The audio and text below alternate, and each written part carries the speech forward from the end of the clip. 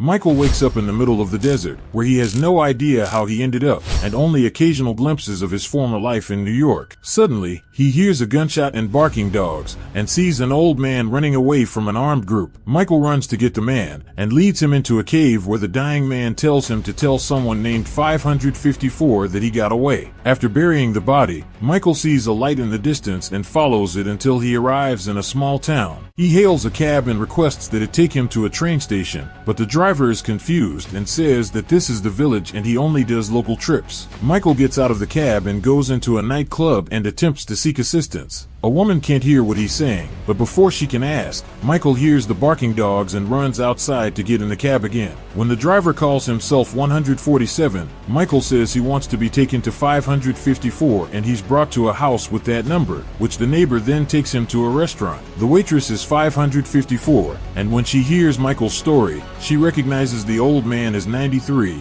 a drunkard who spoke of crazy things. When Michael hears the dogs again, he runs into an old building, and then breaks a window to get out. He continues to have flashes from New York and falls as he gazes down at the village and a man in white. This causes him to dream about being trapped, with the man in white calling him 6. Later, Michael wakes up in the hospital and finds that his doctor is 313, the woman from the club. When Michael is feeling better, he's taken to 2, the man in white who keeps calling him 6 and asking about 93. Michael wants to go home, but 2 says there's no New York, just the village, and gives him a new ID. Afterward, Michael is taken to apartment 6, which looks just like his New York home. He then attempts to purchase a map from the store, but it only has the village map. As he roams around, 313 attempts to talk to him, but he doesn't listen.